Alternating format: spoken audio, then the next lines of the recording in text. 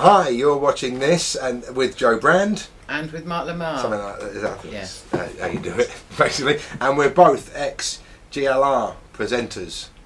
Are we? We are both. When did you did the Sunday morning, didn't you? I did. I can't remember when it was, but I also kind of came in quite a lot, and I filled in for people as well. I have no idea when that was, but I remember the other people around were you, Sean Hughes, Peter Curran. It was all kind of that period, really. Yeah, which I'm thinking it's probably...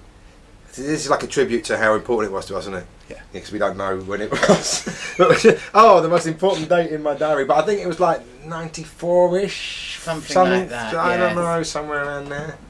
And how do you remember how you... I'm interviewing you now, I'm pretty important.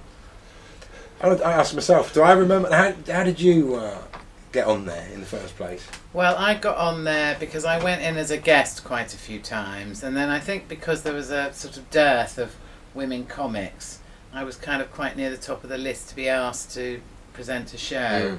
So I ended up doing a Sunday morning interview show where I interviewed loads of really interesting people, a lot of politicians, Mo Molan, Michael Foot, quite a lot of writers as well, some scary actors. I actually had Vanessa Redgrave on there one day, which was absolutely terrifying, and she was quite imperious and she frightened me because I wanted to ask her lots of rude questions but I didn't ask her any in the end.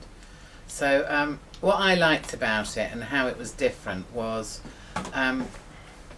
it seemed very relaxed to me. The staff were quite young and a bit disorganised. Yeah. And it was one of those shows where I would play a track and there'd be loads of swearing in it. And they'd go, oh dear, afterwards. But they wouldn't have asked me beforehand or checked what I was playing. Yeah. And there is something about me which is very adolescent. And subconsciously, I just used to pick loads of tracks with swearing on. And sometimes I've had 3 in a row. And they go, oh, well, never mind. She still does. I don't know why she still does that, but she does somehow. You know, it's I think, probably fairly importantly, GLR was a real brand leader in using comics to do radio shows. And now... every comic has their radio show because that's the way it is. But at that point, I remember when I joined, and I think Bob Mills had joined maybe a month before me, but I don't know any other comic that did have a show at that point. And GLR, because they were very closely associated with the comedy scene anyway, and because it's such a rich picket in London anyway, sort of employed all the best comics at one point or another to do their own show.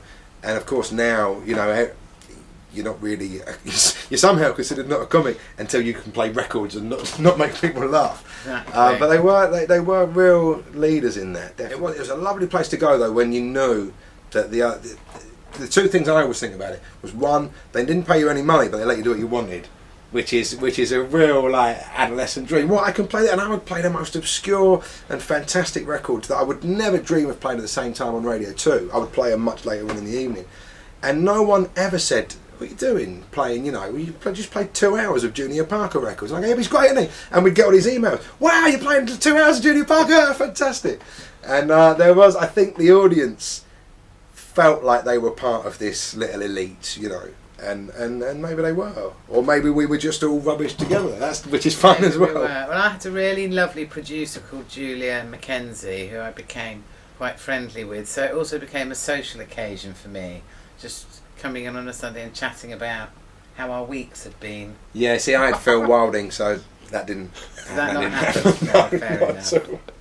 But you know, as a roster, and I'll discount myself from this, but to know that Charlie Gillett and Bob Harris particularly were on the station, that was a real thrill for me, being on the same station as Charlie, and he would talk to me like an equal, because I'm patently not. And it was, I still get excited. You know, we're friends now, and we'll call each other and swap tracks and stuff.